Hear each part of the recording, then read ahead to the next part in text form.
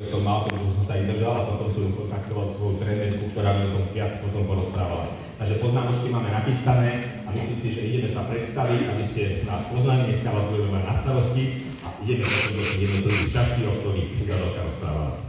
Chceš si klikať? Môžeš kľudne. Fakt? No jasne. Dobre.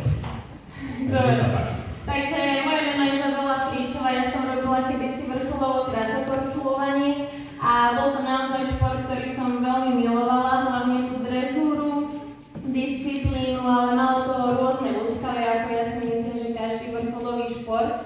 A bolo tam u mňa také zlomy v tom, že vlastne nás začali vážne takým spôsobom, že mi vysvetlili to, že ako sa starať o svoje telo, ale teda bolo to takým spôsobom, že musím byť veľmi štíhla, že musím byť ľahká na lade a následne to vyústilo do toho, že som mala aj následne anorexiu, keď som teda vrcholovo športovala, ale ja som vždy hľadala nejaké tie riešenia, ako z toho von, ako pracovať na sebe a potom, ako som skončila s vrcholovým športom, tak som si začala privierávať ako trénerka.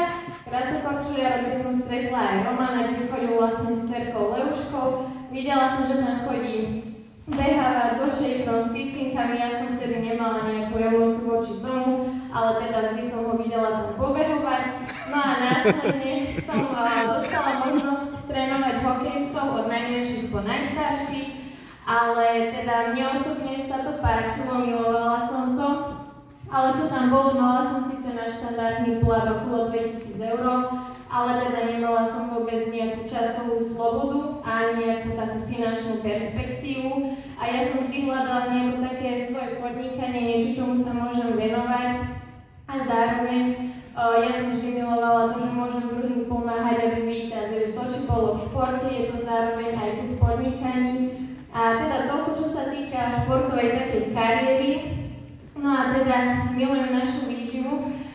Ja keď som vlastne pred rokom a pol mala šancu vlastne vďaka priateľovi Jakubkovi možnosť ochutnať, tak som si povedala, že dobre na nejakú ochutnávku môže byť, ale bola som teda voči tomu veľmi skeptická, robila som si z toho srandu, následne aj z podnikania, že teda tomu neverím, že to nefunguje, ale v kútiku som nejako si hovorila, že čo aj by to bolo práve pre mňa, že dám tomu šancu a teda naozaj výživa mi pomohla 17 kg do svalovej hmoty, pribrať, upraviť si veľa vecí, ale zároveň mať veľa energie a následne vďaka tomu som začala pomáhať druhým a vidím v tom obrovskú perspektívu a hlavne zodpovednosť.